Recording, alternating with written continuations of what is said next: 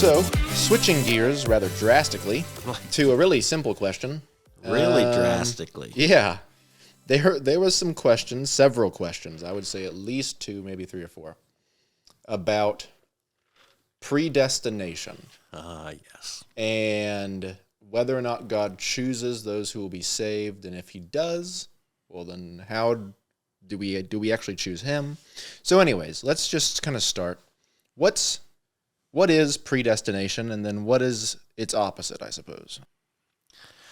Well, again, depends on who you're talking to. There's a bit of a bandwidth of how people understand predestination, and that's all informed by theological tradition, kind of who your favorite theologians are and who you've studied under and how that's all been nurtured in your life. I think one of the problems with it is that predestination sort of gets confused around God's sovereignty. And so my general understanding of it is that God knows who will ultimately come to faith in him. Now, again, other people will make it something else, and I'm not saying they're wrong. I'm just trying to operate from an understanding that informs my choices of how I approach the topic. And I place a lot of emphasis on its predestination, meaning God knows in advance, because he's God, what your destination will be when it comes to the decision of faith.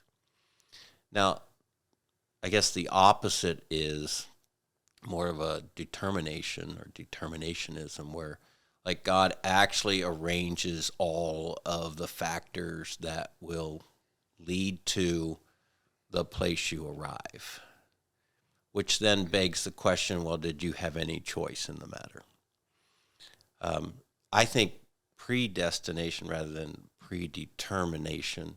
predestination completely allows for the freedom of choice, meaning God knows exactly where this will ultimately arrive without having to fabricate or engineer all of the choices and, scenarios that will lead to it. The thing that makes the conversation so difficult is that we're dealing with a topic that we as human beings can't fully comprehend. Yeah. In this sense, we as human beings, we cannot predict the future. We cannot know what will happen ahead of us, whereas God can. God's all-knowing, so he knows all things past, all things present, and he knows all things future. And so when we're talking about predestination, we're living in the backdrop, or we're having that discussion against the backdrop that you have a God who knows everything. So he knows in advance how something will end up or where somebody will end up. That's just the nature of dealing with an omniscient God. But we want to somehow, in our own human limitations of that kind of a concept, we want to assign some sort of motive to God about how he would handle it,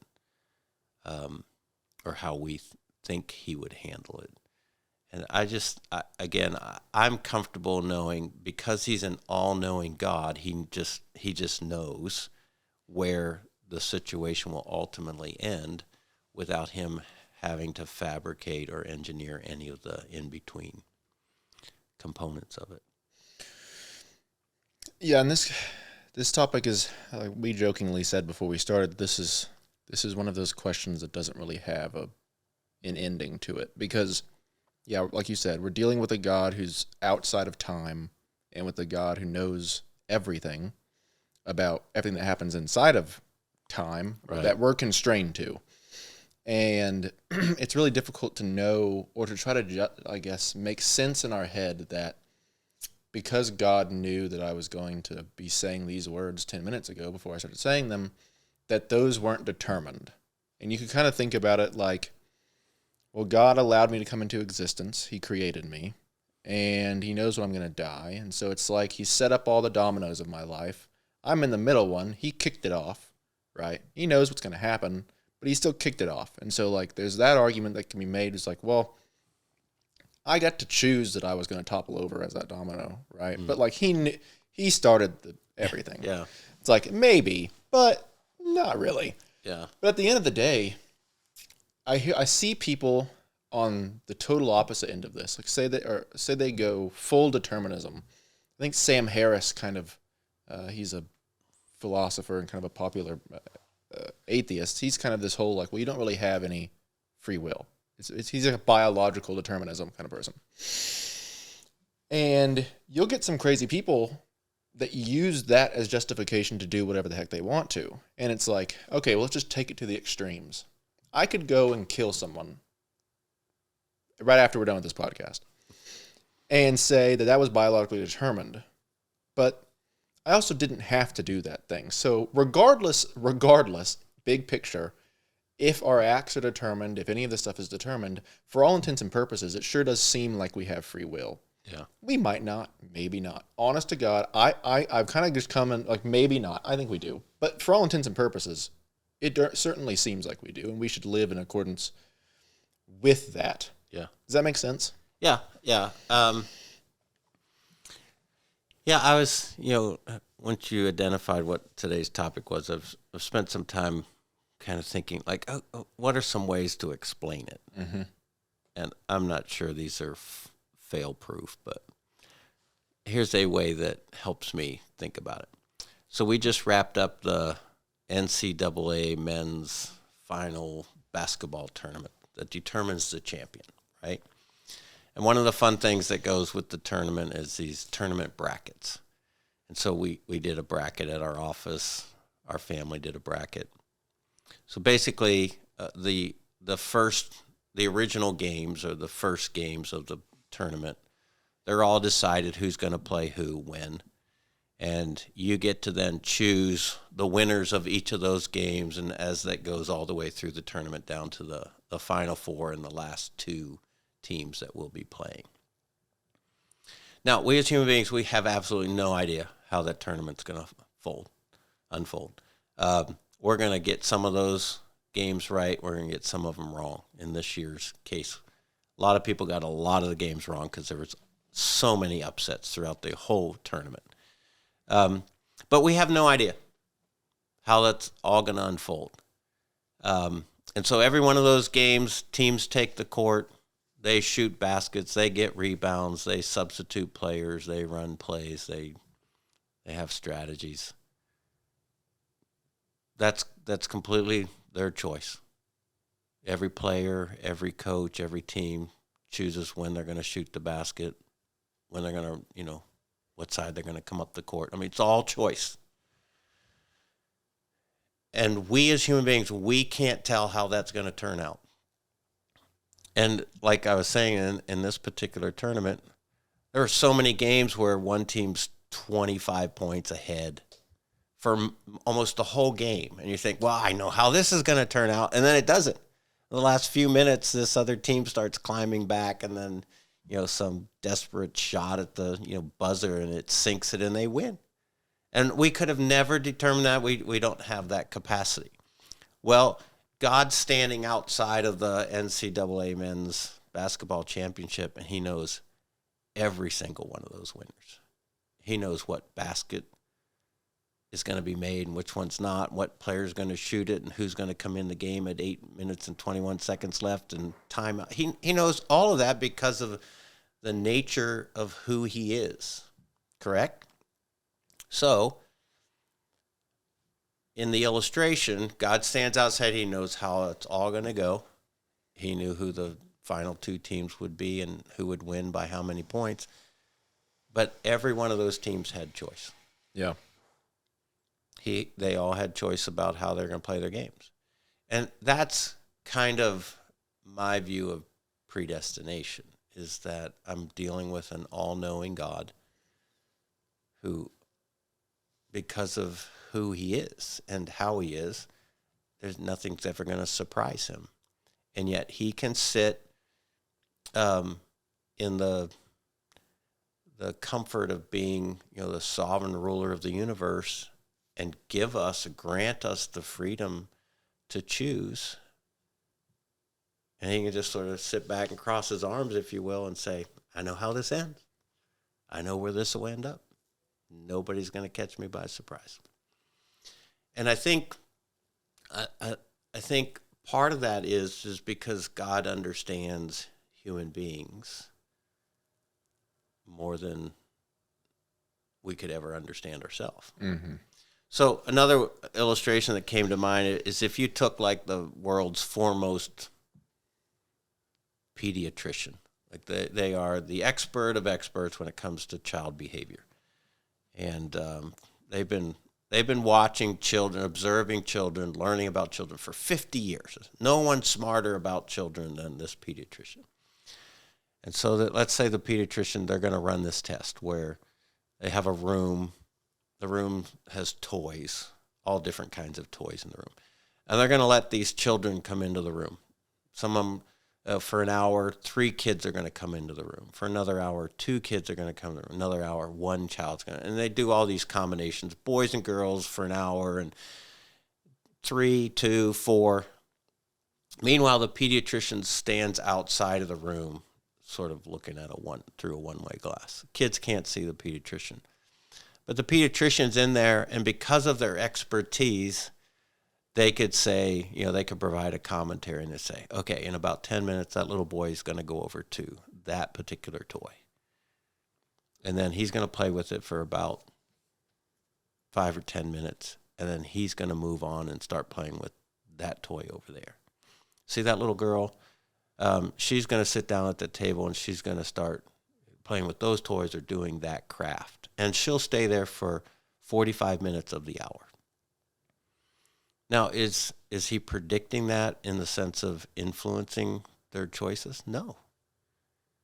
The kids were just given the liberty to play in the room. But because he's an expert and he's made so many observations of children and their temperament and personalities and their gender and all that, he goes, here's what I know about what they will choose. And I think that's how God works, is he knows us as human beings, and he knows us personally. So he can say, I know Paul Wilson. I created him. I've been a part of all the experiences he's had, the education he's had, the parenting that he had. I helped shape his personality, his temperament. I know what his interests are. So God can go, okay, I know what Paul's going to choose here.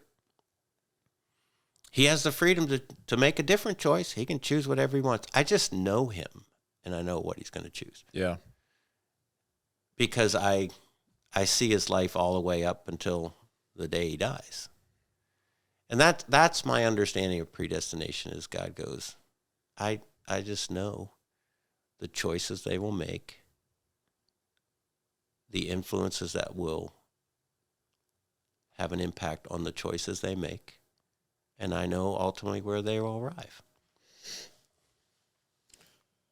Yeah, no, that's really good. And it reminded me of an example that I've kind of used. It's like if I knew that whenever you leave my house today, that you were going to get into a car accident. Let's say it's because you're texting on your phone, whatever it may be. If I knew that, or let's just say you get in a car accident, am I the one that's going to be held responsible for the car accident because I let you leave? Right. Yeah, maybe within the law, I'm like complicit somehow because I didn't say anything. But I'm still not the one who killed you. Yeah, it's all that iced tea I've been drinking. Yeah, it's all the tea. Under the influence. Yeah, under the influence. Or even take it further. Somebody might say, yeah, but you didn't allow Paul Wilson to become into existence. But if you take it further, it's like, well, if I knew that my son, if I have a son, that son is going to die at age of 54 because of drunk driving. There's an ethical question here, but like, I'd still probably rather have the son, right? And yeah. The knowledge of that is more painful than it is, I'm doing this to my son. It's more painful that my son is going to make that decision, but I still want my son to come about and to exist. Yeah. Me knowing it doesn't make me responsible for his drunk driving accident. and in death. It doesn't make me, just because I allowed him to come into existence. Yeah. That's why the discussion's always so complicated. There's so many nuances. Yeah, there is. And, so if God knows in a predestination sense that at age, and I'm just making at age 60, somebody's going to come to faith in Jesus Christ as their Savior. He knows that because he knows everything. Now, predeterminism has this sense of, well, did God orchestrate every single minute of that person's life so that they'd hear this message or have this experience or understand this concept so that at age 60 they would get there? There's a sense I could say yes, because God's sovereign and he influences and fashions all the situations of our life. So yes, that's I'm not gonna argue with somebody in defiance of, no, I don't think that's how it works, because I can see how they might understand that. I'm looking at it more from the perspective of predestination, is that because God knows all of the things that will influence my life along the way, he knows where I'll end up, or that person will end up at the age of 60 to make that decision. And again, I think the differences are just subtle nuances. And depending on, kind of what angle you're looking at it from, an all-knowing God is one angle, a sovereign God is another angle. They're both true. To what point do they have influence in us deciding what, in fact, is the right one, predestination or predeterminism? That's where I go, well, it's a fun discussion, but I'm not going to create enemies over it. I'm not going to sit in judgment of another person because they hold a different perspective. I think I mentioned to you at another time, when I was in college, I went to this private Bible college. It was the thing that all these guys would show up in somebody's dorm room, and there'd be 15 guys in there sitting on chairs and sitting on the edge of bed, sitting on floors, and they'd just be having these knockdown, drag-out arguments about theology. And this is one of the, the big ones, predestination and free will, and oh my word. And I just had no stomach for it. Sometimes I was in the room because it was my room. He's trying to go to bed. I got homework here to do, fellas. I don't have time to. And they would just get so worked up. And I'd be just like, this is ridiculous. The truth of the matter is, one, we're college students. We don't even begin to understand all the implications or nuance of the discussion. But at the end of the day, we're human beings. And we don't have the infinite comprehension to be able to understand the discussion the way that God does.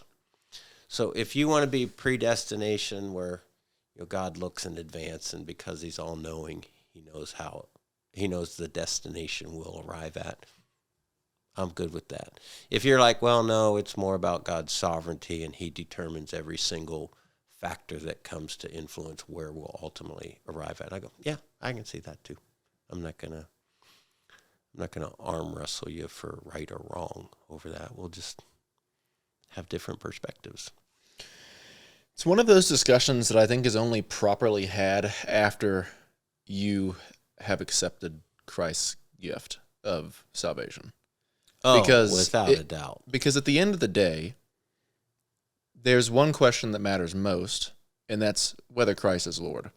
And to be honest, if this conversation's happening before you have accepted Christ as your Lord, and it's the question that's keeping you from it, the logic behind not saying Christ is Lord, and you're a predeterminism kind of thinker, yeah, the logic there ain't too strong, because, well, you get it. It's like, no, Christ isn't Lord, and it's because of this question or this topic, because he's predetermined everything. I'm like, okay, so that means you're saying Christ predetermined you to say no right now, that he isn't Lord and you're just going to accept the reality of that.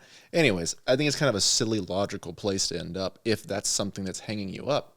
But again, at the end of the day, is Christ Lord of your life? That's the question, bottom line, that you have to answer. Yeah. It's interesting in the big discussion of predestination or predeterminism. Oftentimes the gripe is that it's not fair.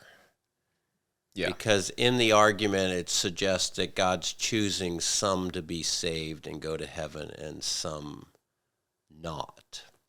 So God's choosing some to be saved and go into heaven, and God's choosing some not to be saved and go to hell. And so some people go, that's really a cruel God, and why would God do that? And I can remember I was having a discussion with my dad, this is years ago, and I guess I would have been in college at the time, and we got talking about predestination and the round and round of the argument. And I remember him saying to me, it's not a question about who doesn't get saved. It's the question about why did I get saved? Yeah. It's like, why did God in his infinite sovereignty and wisdom choose me? Because I didn't deserve it, and he didn't owe it to me. So rather than spend a lot of time trying to figure out why somebody doesn't, the question was, why was I chosen? And I just remember that having an enormous impact on me, and it sort of changes the whole discussion. And then preparing to have this discussion with you, I was doing some reading, and I read this one illustration I thought was really good. Is if somebody walks into a room with 1,000 people, and they have $1,000, they have $5,000. Make sure I'm telling this correctly. 5 people are going to get $1,000 gift, and a host of people aren't. Now, all the people who didn't get and say, well, that's unfair. No, I didn't owe you the $5,000. It's not like you had worked for it. I just chose to give it to these 5 people. Yeah. And I think that's where we get wrapped around the argument sometimes is God wrong in not giving or offering the effects of salvation or the gospel to everybody? It's available to everyone, but he knows the choices they'll make. But he's not wrong in withholding it because they don't deserve it in the first place. And it's simply an act of his amazing grace that we can't even begin to comprehend, that he makes it available to any of us. And I think sometimes looking at it from those kinds of different perspectives, it doesn't necessarily settle the argument, but it provides a little perspective to think about it. I found that helpful. I agree. And I think, too, assessing like why it bothers us so much. It's just this like desire to be free and to not be determined into something. Even if, I think it's just so psychological. Like you could be doing whatever you want, but if somebody comes along and makes you think that, well, you're only doing that because I wanted you to do that. It's like, all right, what are you, a master manipulator? But Dostoevsky has this, I'm going to mutilate it, so it'll be a paraphrase version, but he has this kind of this writing in Notes from Underground where he talks about how man so fears the reality that he might be a piano key, that he's going to attempt, that he's being played, right? If he's a piano key, he'll attempt to smash up the whole piano just to avoid being that piano key.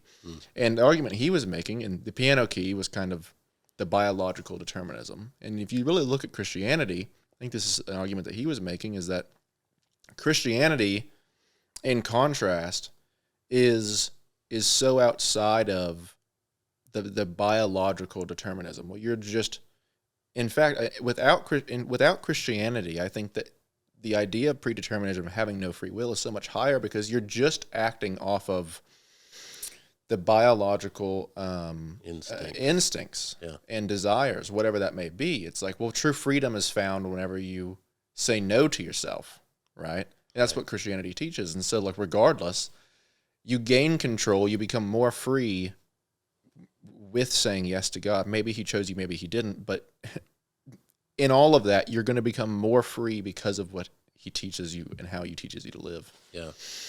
Yeah, so, I step back and I go, I believe I come from the theological position that the death that Christ died on the cross, he died for all. Mm-hmm. And I mean every single human being, not just the ones God chose. Every single human being, that death was sufficient for a payment of their sin. And the invitation to come to Christ as Savior is an invitation that's made to every single person. So at the end of the day, yes, from a God who's all-knowing, he knew in advance where their destiny would lie. So he knew who would choose to take that invitation and who would choose to accept that offer. He also knew who wouldn't because mm-hmm. he's all-knowing. And so he's not being unfair. He's made the offer to everybody. And so really at the end of the day, when you stand before God as a person who refused or rejected the invitation, the only blame's on yourself. I truly believe he gave you the freedom. Now, he knew in advance that you wouldn't make that choice, but he gave you the ability to do it. You could have. And it wouldn't have been a surprise to him because he would have known, because he knows everything. He would have known that you would have. But he knew you wouldn't, but it was all there. It was all completely available. So, again, it's going to be interesting someday to stand before a holy, righteous, all-knowing, omnipresent God. There won't be any room for argument. It's going to drive me up the wall, I'll tell you. We just won't reason with him. No. Not because he's unreasonable. It's just that we won't even be in the ballpark of intellectual understanding that he has. Now, I don't have any reason to believe that there won't be the occasion to ask God questions, but it won't be about arguing with him. No. I can sincerely say, God, why did you take my friend at age 60? I mean, he was a father, he was a husband, he was a good man doing good things. Why? I mean, maybe if we're aware of that kind of questions, I think God's open and available for that sort of thing. But it wouldn't be, I'm questioning why you did that. And, yeah, you're not putting him on trial. Yeah, exactly. You would be sincerely asking him, explain to me what your reasons were and the things that I couldn't comprehend about it. What do I need to know about that? Just out of a genuine kind of curiosity.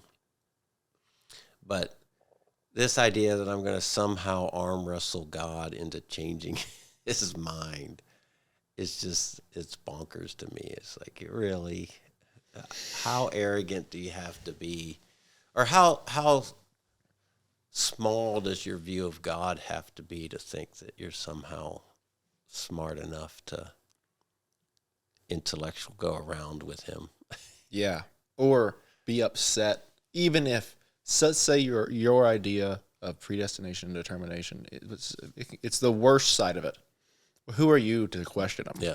It's like, okay, well, you still have the question. If that's your case, you get to choose. Are you going to choose to follow him or not? Yeah. And it's kind of still up to you whether or not that's going to be genuine with how you live your life. But, kind of a silly question that I do want to ask God is I want to know all those little things. And I've said this on a past podcast, now that we're wrapping it up. But I want to know all those little things that, like, would have changed. You know how in every going back to the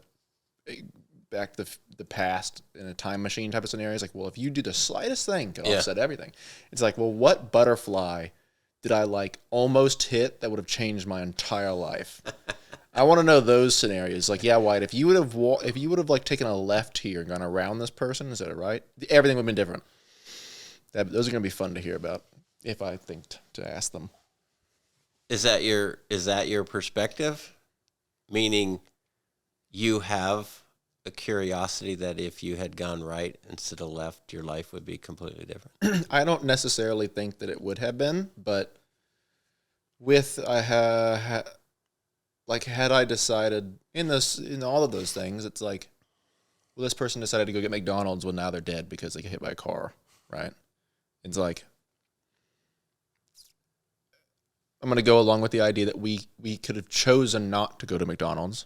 Right. Okay. Well, I want to know all those intricate little times that, like, Yeah. I would have just been slightly different or ended up in a different place. Or those are just kind of fun.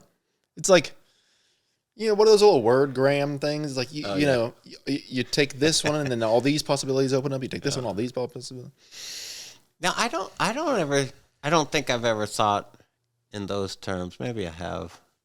If I had, I guess maybe at times I have. But I have a couple of moments in my life where I'm like, I really believe that God intervened. This is a story. I guess some of our listeners won't understand it because they don't live in the area. But one night I was driving from my house in Fair Oaks out to Bernie. And so I came down Ammon Road. Not important to the story other than the way Ammon Road joins up with this other road in Bernie. And this was before they'd put in all the lights and they'd changed how the lanes work. So basically you were coming off of a side road onto a 4-lane highway. And there was no lights to guide that. You just had to wait to make sure the traffic. Yeah, just a stop sign. Yeah. And I got there, and I don't even know what happened. What I'm assuming is I looked in my rearview mirror,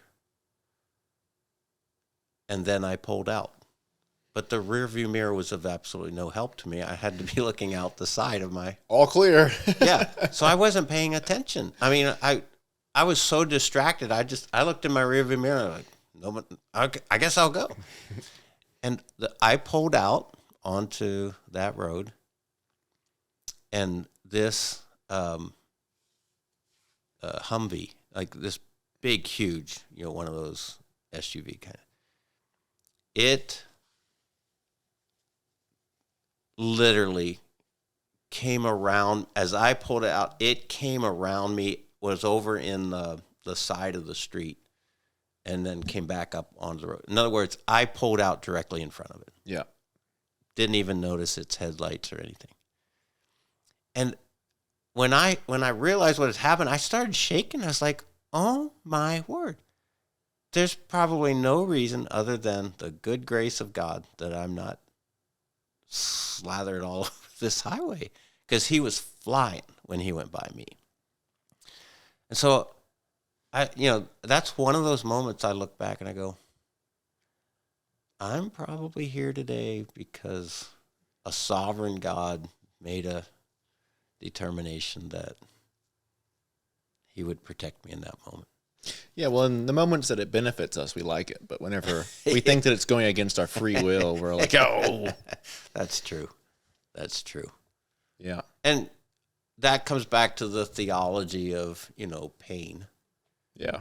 And trouble or difficulty is, and I think that's the invitation God's inviting us to is, okay, you like it when it goes easy, but when it goes hard, I'm inviting you to trust me, to navigate your way through it in the trust that I'm doing something that has purpose. And I'm inviting you to live by faith that even when it's hard, I'm a good God. I have something I'm doing in your life. And that's a whole other podcast. That is. That really is. Well, I hope that we brought some type of... Essentially, We don't know, and it shouldn't stop you from following Jesus. We At the end of the don't day, know what we're talking about, but and neither will anyone else. yeah, I guess the closing comment I would say is don't get so wrapped up in some of these great theological questions that, one, it makes you anxious or angry. Don't. I mean, certainly questions like that, they're so, really, at the end of the day, so insignificant. They are fun. As someone who loves to They're debate, interesting and they can be fun. They're intellectually stimulating, but don't work yourself up into a tizzy about them. and you can do that after you've said Jesus is Lord, and you can do it with other Christ followers, but don't confuse yourself or others before. And whatever you do, don't annihilate other people in a discussion over it, and don't separate company from them, and don't destroy friendships. It's just not what Christ would have for us. And again, like you said, they're interesting, they can be fun, they're intellectually stimulating, but at the end of the day, there's really one great question that you need to wrestle to the ground. Make sure you wrestle that one down, and all the rest, in some ways, they'll take care of themselves. Yeah. Well, this was good. Any closing thoughts? I guess that was your closing thought. That was my closing thought. Yeah. So we'll be back next week with more questions to be answered. I know we got some about parenting and family and marriage, and another set. I'm blanking, but some good ones. All right. Coming up. We'll look forward to it. Indeed, sir. Enjoyed it. Thank you.